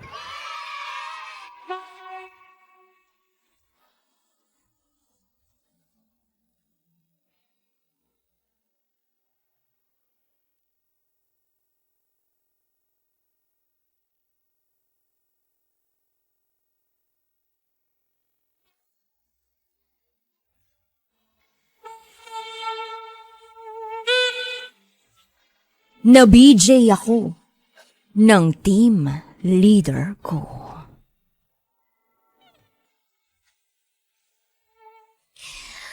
Hi, DJ Rocky. Itago mo ko sa pangalang Sian. At ito, ang aking SPG. As in, Super Backgammon Secret File. Nagsimula akong magtrabaho sa isang BPO company noong January 2019. Napagdaanan ko ang pagiging call center agent hanggang sa unti-unti akong na-promote sa pagiging team leader, sa pagiging supervisor, hanggang sa naging department head ako. Lahat yun ay bunga ng aking sakripisyo, pagtitiis, at pagpupursigi sa aking trabaho. Sa kasalukuyan, masaya akong pinamumunuan ng aking department. Karamihan sa staff ko ay dependable at persistent naman sa trabaho. Paminsan-minsan, kapag pinagmamasdan ko sila sa kanilang shift, hindi ko maiwasang mag-reminisce na mga panahong ganyan-ganyan din ako katulad nila. Nagsusumikap habang nasa mababang posisyon para balang araw maging leader din sa isang kumpanya. Tuwing naaalala ko ang umpisa ng aking karera, may mga hindi ako makakalimutang pangyayari na humubog sa kung ano ako ngayon. Because somewhere along the way, I did some bad things. Very bad things.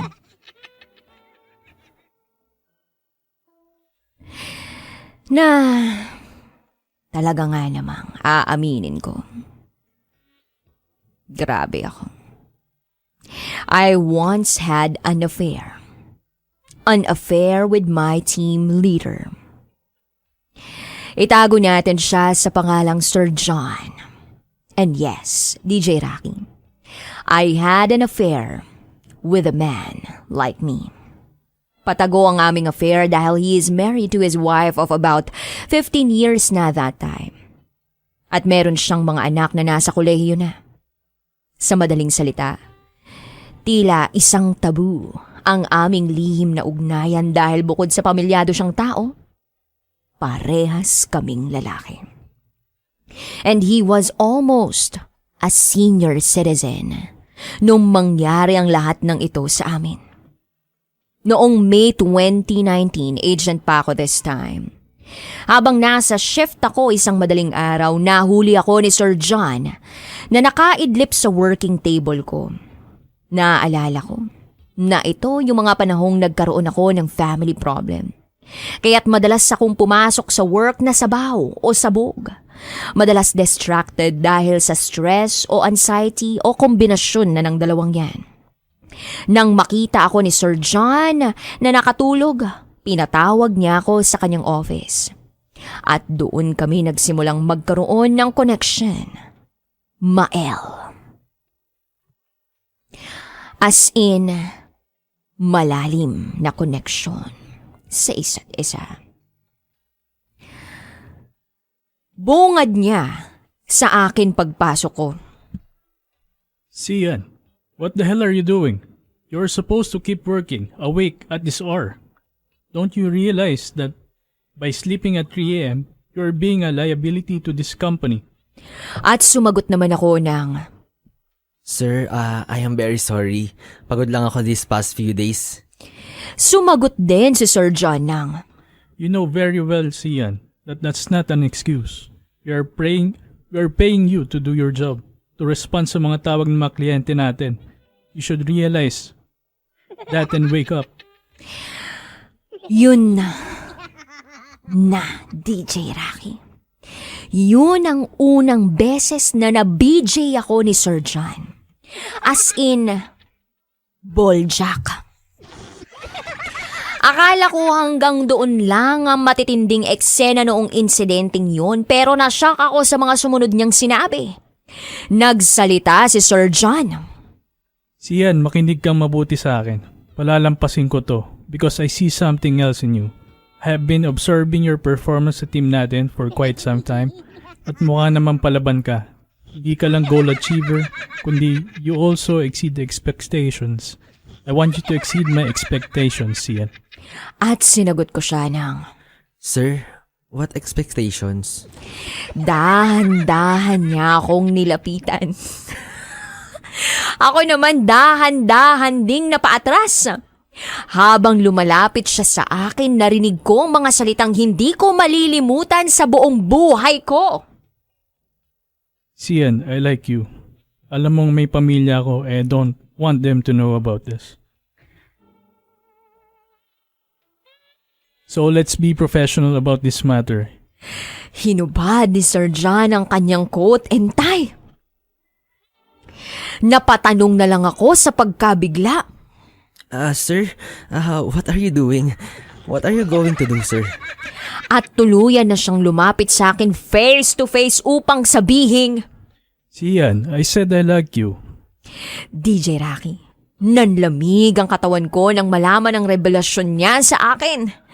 Sa puntong ito, nangahas akong sumagot kay Sir John ng, Sir, I admire you as a person. Gusto ko ring malaman mo na I like you too. Pero we know that this is not going to work. pero sumagot si Sir John sa bombshell ko. Sian, what if it works? How would we know kung hindi natin susubukan? Napapikit na lang ako sa nervyos at sa thrill na nararamdaman ko. Lalo na nang malaman ko ang nararamdaman niya para sa akin. May pagtingin pala siya sa akin na higit pa sa isang katrabaho lang. Ang hindi niya alam, I feel the same way. Sa mga sandaling yon, sumurrender ako sa gustong gawin ni Sir John. Literal, nanigas ako sa kinatatayuan ko.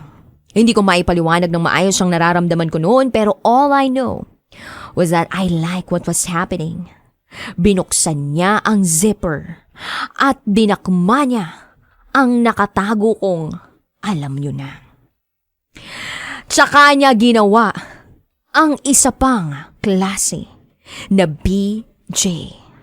Nagustuhan ko ang paggalaw niya at umikot-ikot ito from up and down and left to right at sa bawat pagsubsob ay parang ito ay naging vacuum cleaner na sumisip-sip ng alikabok. Imagine niyo na lang na napaluhod siya sa harap ko at pinagsisilbihan ako. Kahit na pumalya ako sa trabaho. It felt so wrong yet it felt so right. Hindi ko malimutan na pagkatapos kong marating ang highest level sa ginawa ni Sir John, napasigaw na ako ng malakas sa sobrang saya at yummylicious. Pagdilat ko ng mga mata ko, nakita ko na meron siyang pinahid. And then nagsalita na lang siya bigla ng, Sian, I liked it. Yung size mo, it suits my needs. At nasagot ko siya ng, Thank you, sir. Sana wag na tong sumingaw sa team. Baka mawalan ako ng trabaho. nagbigay naman ng assurance si Sir John ng, Akong bahala sa'yo, don't worry. pagkatapos ay bumalik ako sa working desk ko na parang walang nangyari. At hindi na ako nakaramdam ng antok. Naulit ang ganong pangyayari sa amin ng ilang buwan nang hindi nalalaman ng kahit sino sa team namin. Then January 2020, ay nag-retire si Sir John at na-promote naman ako sa pagiging team leader. Aaminin kong nagkaroon pa kami ng ilang buwang intimate sessions together. Patago nga lang. Hindi lang balljack, kundi all out na vak-vakan.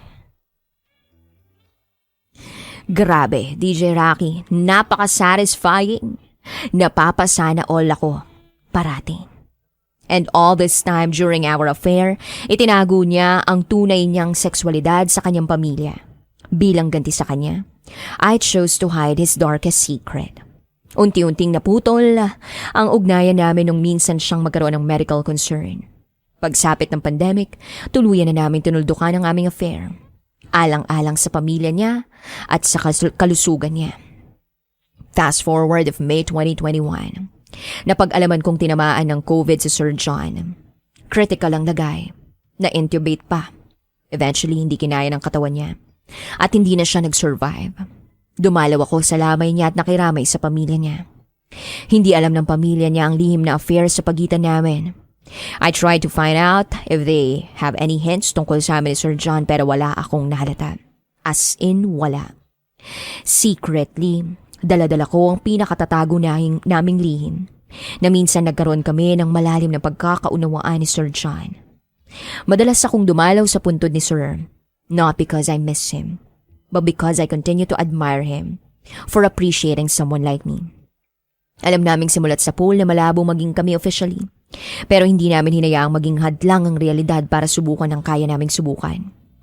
Ngayon nga ay department head na ako sa kumpanya namin pero hindi sumasagi sa isip ko na gawin ang mga nangyari sa amin ni Sir John sa mga subordinates ko. Tutal, hindi naman kailangan dahil I'm in a good relationship with my boyfriend of almost a year na. He satisfies my needs and wants. Alam rin niya ang history ko with Sir John. Siya lang ang kaisa-isang napagsabihan ko nito nang walang halong reservations. Ang hilaw at buong katotohanan tungkol sa lihim ko. Inintindi niya at hindi niya ako pinandirian. Tinanggap niya ang buong pagkatao ko. Both past and present. At oo, nagagawa niya rin yung klase ng BJ na gusto ko. At mahilig din siya sa buko juice. Kaya sa mga kabisyong nakakarinig nito, bahala na kayong humusga sa akin o sa kung anumang namamagitan sa amin ni Sir John.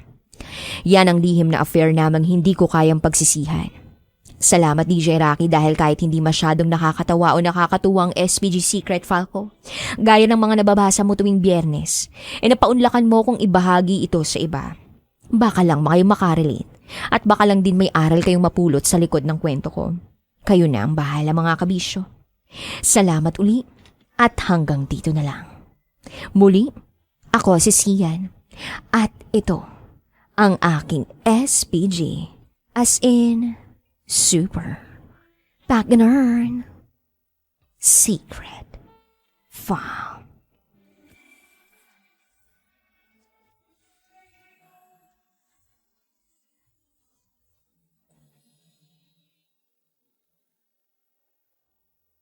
Hep, bago tayo mag-secret file, ay ilike mo muna ang video na to at mag-subscribe na sa aming YouTube channel. Don't forget to click the notification bell para hindi ka nahuhuli sa latest episode ng DJ Rocky's Secret Files.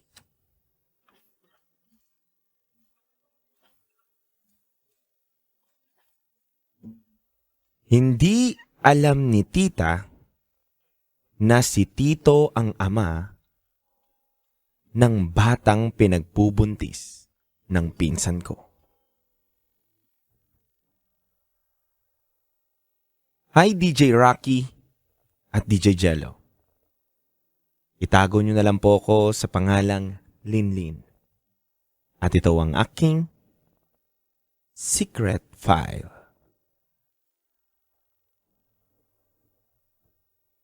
DJ Rocky, DJ Jello, mahirap pala kapag may alam kang mabigat na sekreto.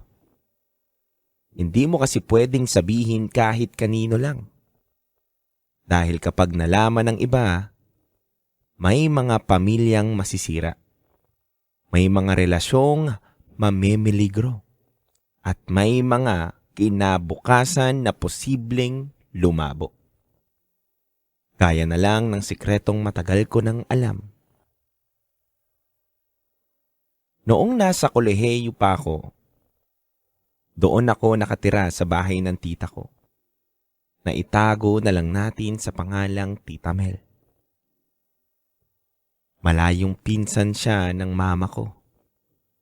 At medyo nakakaangat-angat siya sa buhay.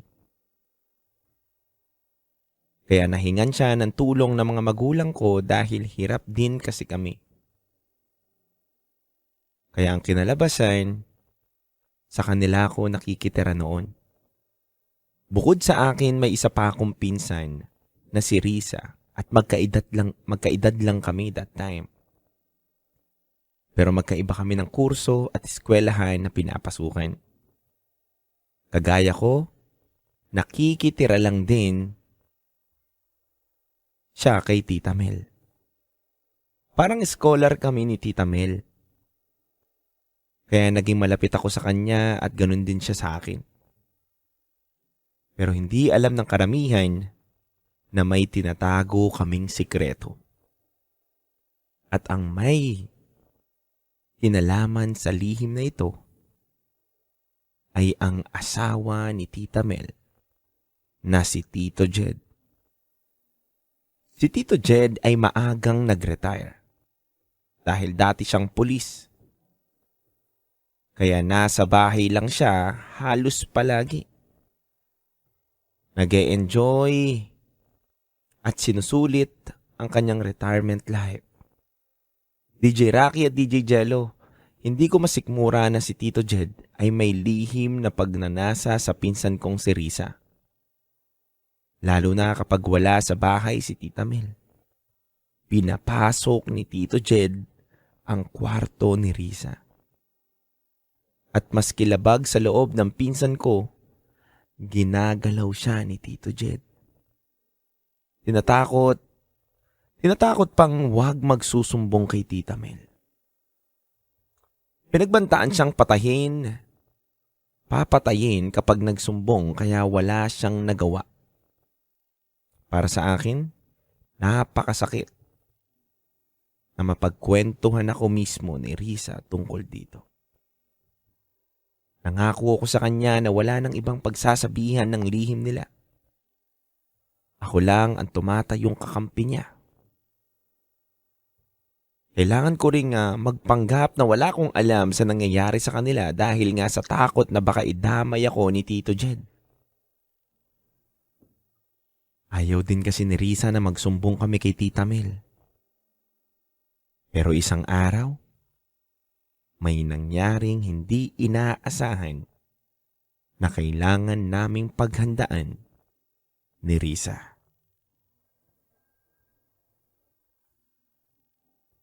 Nalaman ni Risa na nagdadalang tao siya.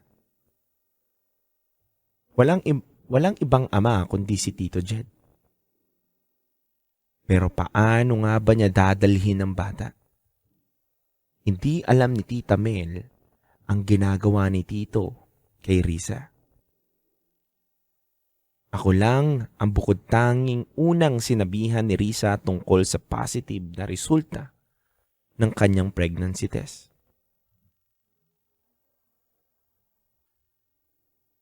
Hindi na niya maikakaila ang mga sintomas ng isang buntis. Inudyok ko siya na sabihin kay Tito ang totoo. Hindi nagtagal, nalaman ni Tito ang totoo. Sumagi sa isip niya na ipalaglag ang bata.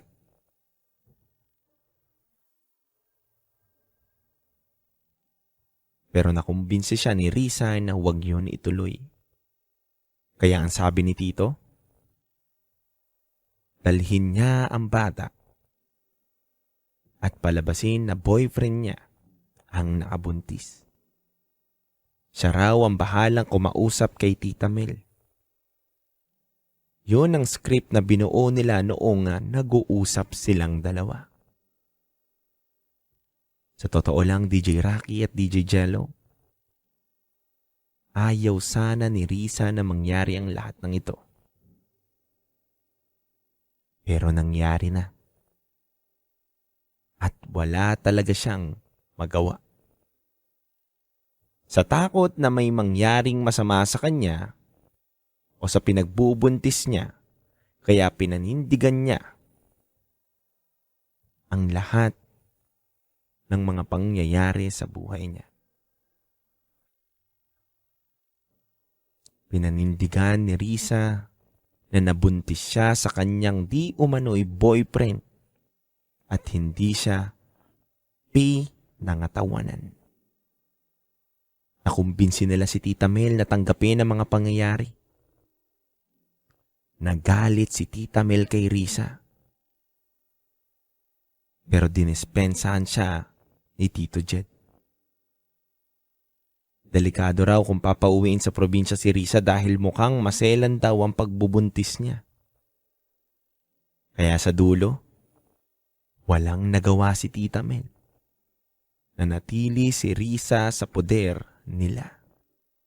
Inakon Risa na mag-isa ang bata nung ipinanganak ito. Pero ang totoo, hindi alam ni Tita na asawa niya ang nakabuntis sa pinsan ko.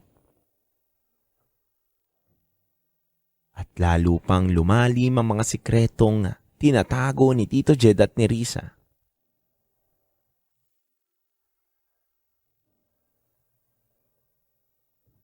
Ang hindi alam ni Tito Jed, DJ Titan at DJ Rocky,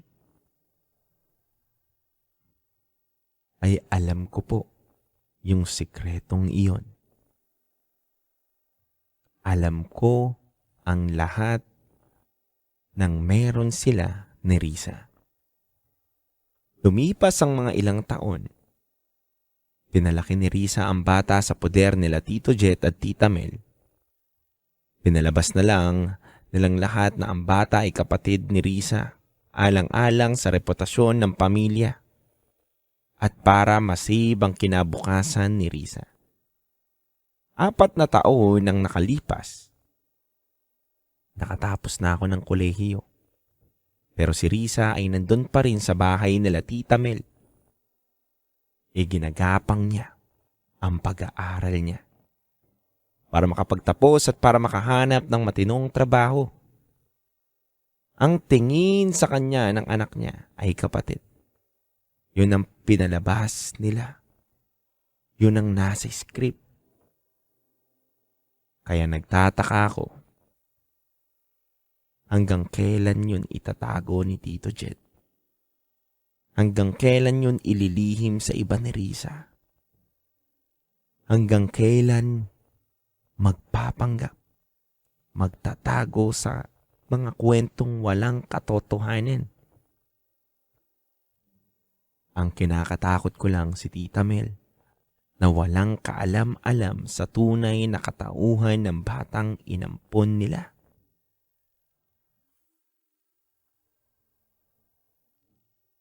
Nakakaawa lang. Si Tita Mel pa nagsabing ipalabas na lang daw na kapatid siya ni Risa.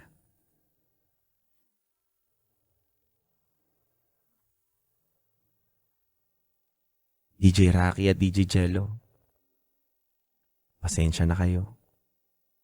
Dito ko na lang sa radyo, kinailangan ibulgar ang nalalaman ko.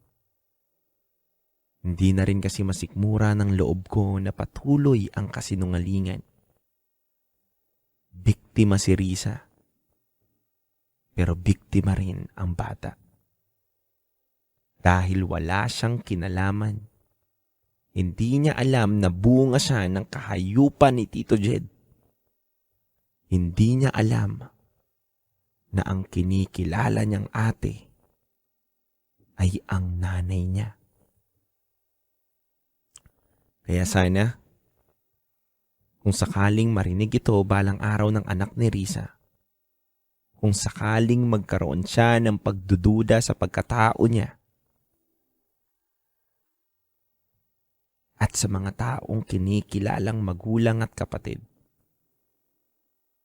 dito sana magsimula ang paghahanap niya ng katotohanan. Hindi ko ibinulgar ang katauhan nila. Pinangako ko yan kay Risa. Minsan mabigat lang talaga dalhin sa isip ko ang lahat. Kaya pasensya na kung sa ganitong paraan ako magsisiwalat ng nalaman ko. Para kay Tita Mel, kung malaman ninyo man ang totoo, patawarin niyo ako. Nagmistulan akong kasagwat ni Tito Jet at ni Risa sa anumang namagitan sa kanila. Masakit para sa akin na pasanin ang mga katotohanan na kailangan itago sa habang buhay hanggang sa abot ng kakayahan ko. Hanggang dito na lang po. Salamat DJ Rocky at DJ Jello. Muli, ako si Linlin at ito ang aking Secret File.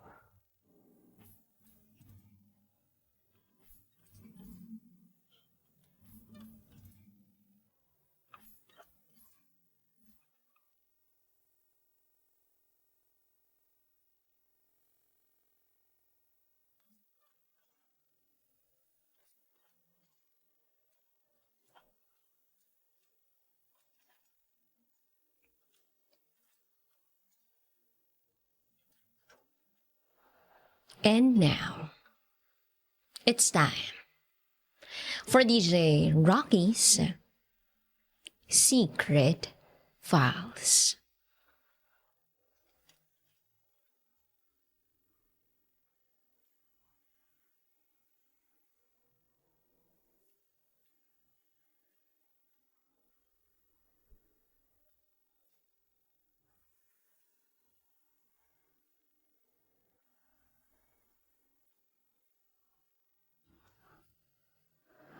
Engaged na ako. Pero in love ako sa iba.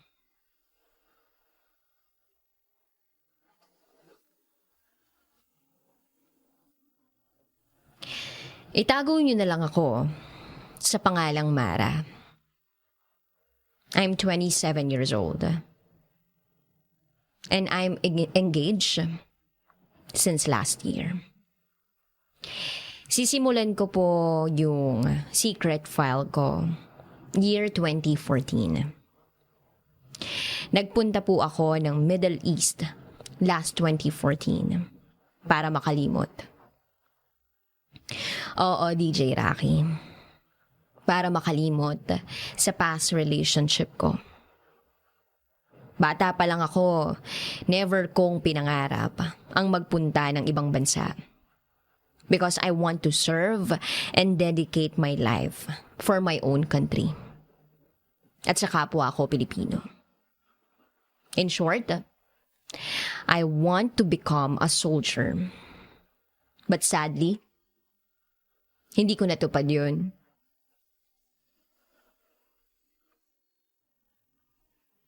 Nagpunta ako ng ibang bansa dahil sa long-time boyfriend ko.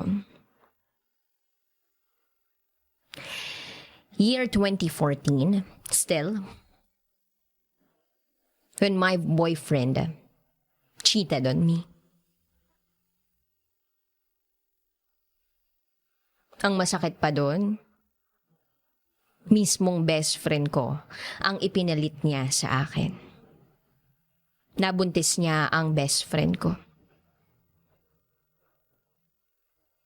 Itago natin ang ex kong ito sa pangalang John. Tumagal yung relasyon namin for almost 8 years.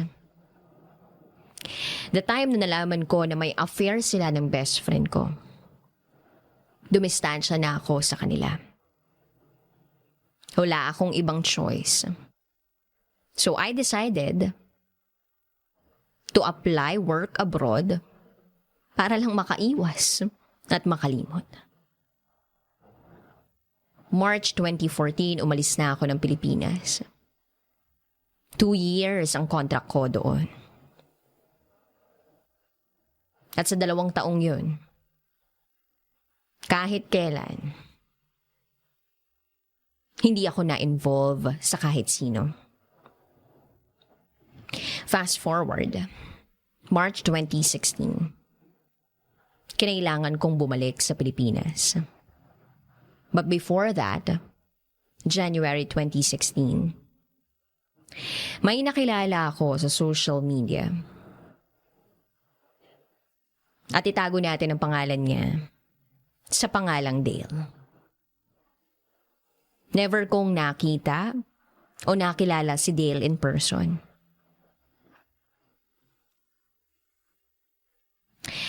One day, may nagtag sa akin ang profile niya. Nalaman ko siya palang nagtag sa akin. Nainis nga ako nun. Kasi hindi naman kami close.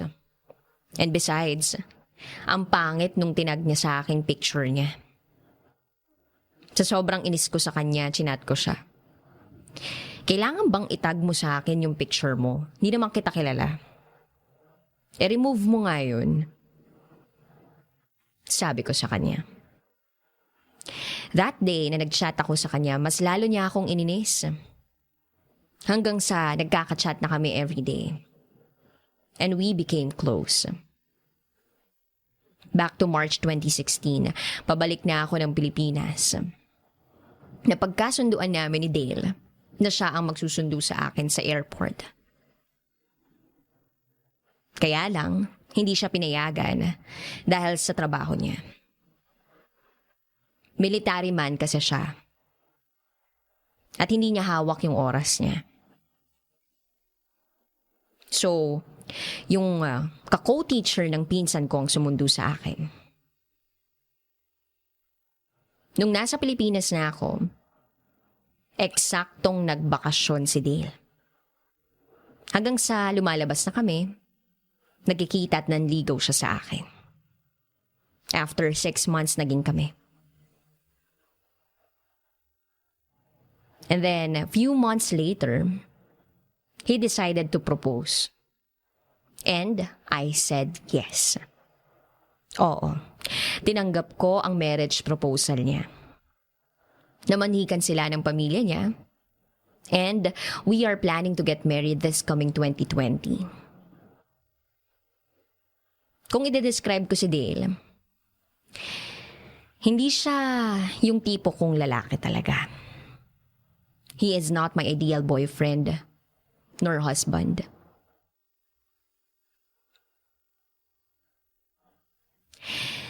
Ang bait niya nga eh. Ang bait niya nung hindi pa siya nagpo-propose sa akin. Pero nung napa-oo niya na ako, parang nag-iba yung ugali niya. As in worst. Sa pinaka-worst. Ang dami niyang ayaw. Dumating na sa punto na hindi ko na nabibigyan ng atensyon at pagmamahal yung sarili ko dahil naging sunod-sunuran ako sa kanya.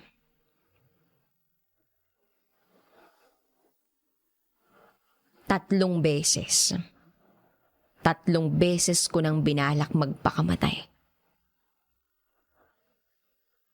But thank God and thank my family. Kasi hindi nila ako pinabayaan. May reason? Dahil yun sa sobrang depressed ko na. At dumarating na sa punto na gusto ko nang makipaghiwalay sa kanya. Fast forward, last year, November. My friend died due to car accident. At yung kaibigan kong yun, military din. Last night ng friend ko, dito ko nakilala yung taong sobrang mahal na mahal ko na ngayon. Di ba pag sundalo ang namatay, may mga naka-assign na magvi-vigil. Yung bang nakatayo lang sila sa tabi ng kabaong nung namatay na sundalo. That night, ako ang umupo sa tabi ng kabaon ng friend ko. Facing with this man na naka-uniforme, na nakatayo sa harap ko. Itago na lang natin siya sa pangalang Jake. Walang imikan ang namagitan sa amin. Hanggang sa siya na ang bumasag ng katahimikan. Nagtanong siya. Girlfriend ka po niya, ma'am? Mahinang pagbigkas na tanong niya. No, he's a friend. Sagot ko. Nagsalita uli siya ng sobrang hina. Akala ko po kasi fiancé kayo ni sir. Yung sir na tinutukoy niya ay yung namatay. Sabay tingin sa engagement ring ko. No, I'm engaged to someone. Sagot ko ulit. And then, kwento-kwento, buti pa daw ako masaya, samantalang siya walang love life. That night na magkaharap kami, parati kong nahuhuli na nakatitig siya sa akin. Na natatakpan konti ng sobrero niya yung mga mata niya. Kahit pa ganun, nakikita ko na nakatitig siya sa akin. He's very tall, katamtaman lang ang katawan, balbunin, at napakaseryoso na mukha. Natapos lang yung kwentuhan namin dahil natapos na yung oras ng duty niya. Fast forward, natapos na ang libing, at never ko na siyang nakita pa. Then after 2 days, naisipan ko mag-open ng Facebook account ko. May nag-request sa akin. Vineset ko yung profile niya. And then I realized, si Jake pala. Hindi ko ma-explain yung feelings ko that time. Yung sobrang saya ko lang na parang hinihele sa ulap. So, inaccept ko yung friend request niya. Ang sumunod doon ay nag-wave siya sa akin. So, nag-wave back ako. Nag-chat uli siya at ang sabi niya, ayun, inaccept mo na ako sa FB mo as your friend. Pwede bang i-accept mo na rin ako sa buhay mo as your special someone? Gulat na gulat ako. Na-excite ako na ang saya-saya ng pakiramdam ko. Ang na-reply ko na lang ay, loko-loko. At nasundan pa yung chat ng text, calls, at dumating na sa puntong lumalabas na kami para kumain at mamasyal. Jake knows my situation about Dale. And he is always there to cheer me up. He is always there to make my life positive. At sa ngayon, mas mahal ko na si Jake kesa sa fiancé ko. Parang nagkakatotoo na yung parating sinasabi ng fiancé ko noon.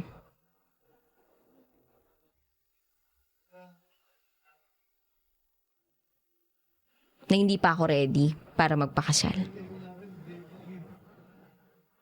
At ngayon, nagdadalawang isip na ako na ituloy yung kasal namin.